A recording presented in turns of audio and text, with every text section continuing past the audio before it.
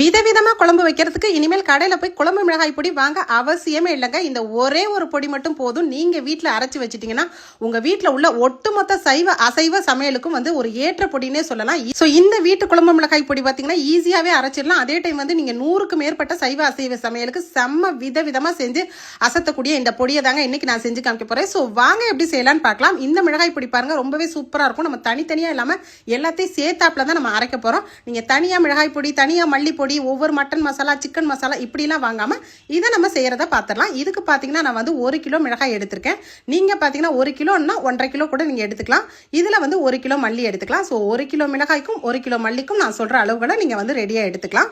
So இதெல்லாம் சேர்த்து நம்ம மசாலாவோட செய்யும்போது நமக்கு 2.5 கிலோ பொடி கிடைக்குங்க.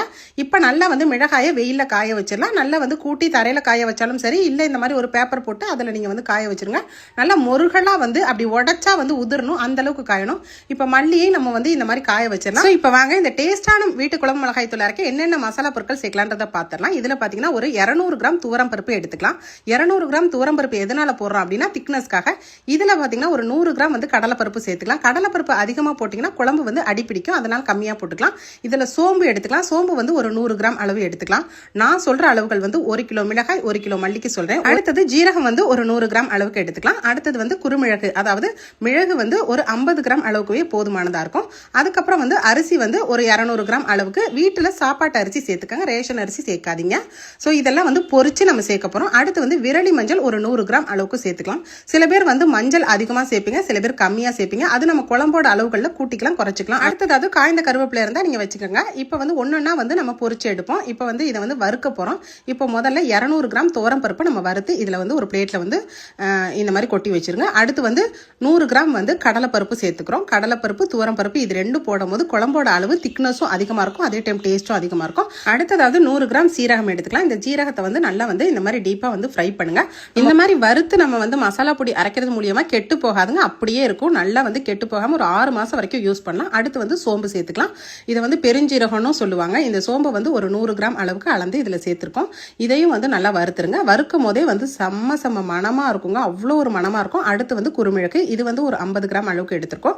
ஸோ இதையும் நல்லா வறுத்தரலாம். ஸோ எல்லா பொருட்களையுமே நம்ம வறுத்து தான் செய்ய போறோம். அடுத்ததாவது அரிசி, இது 200 கிராம் அளவுக்கு பொரி அரிசி. நல்லா கம்மியா, அதாவது அரிசியை போட்டுட்டு அதுக்கப்புறம் கொஞ்சம் ஹை ஃப்ளேம்ல வச்சுக்கலாம். இந்த மாதிரி பொரிஞ்சு வரும், அதை நம்ம எடுத்து வச்சுக்கலாம். சில பேர் அப்படியே அரிசியை போடுவாங்க, அப்படி போடாதீங்க.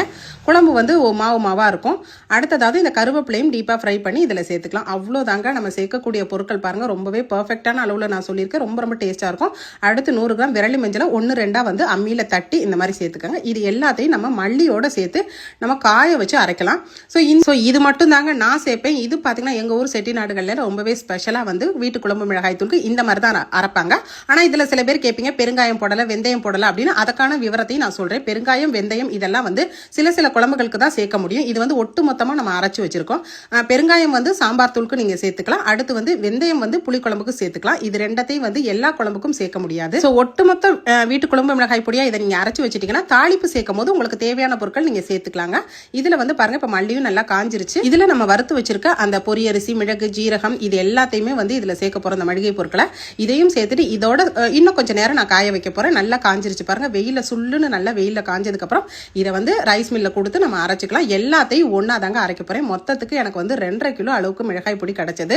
ஸோ ஒரே வீட்டு குழம்பு மிளகாய் தூள் ரொம்பவே சூப்பராகவும் டேஸ்டாகவும் எல்லா சாம்பார்ல இருந்து, புளிக்குழம்புல இருந்து, அதுக்கப்புறம் வத்த குழம்பு, கார குழம்பு, மீன் குழம்பு, மட்டன் குழம்பு, சிக்கன் குழம்பு எல்லாத்துக்குமே ஒட்டுமொத்த குழம்புக்கும் ஒரே விதமான பொடியை தான் நம்ம அரைச்சிருக்கோம். ஸோ இந்த மாதிரி நீங்க ட்ரை பண்ணி பாருங்க. நம்ம செய்யறதும் ஈஸி, அதே டைம் சமைக்கிறதும் ரொம்பவே குயிக்கா செஞ்சிடலாம். நீங்க தனித்தனியா ஒவ்வொரு பொடியா போய் கடையில வாங்கி செய்யறதுக்கு இந்த மாதிரி ஒரு சூப்பரான வீட்டு குழம்பு மிளகாய் தூள் நீங்களும் அரைச்சு யூஸ் பண்ணி பாருங்க.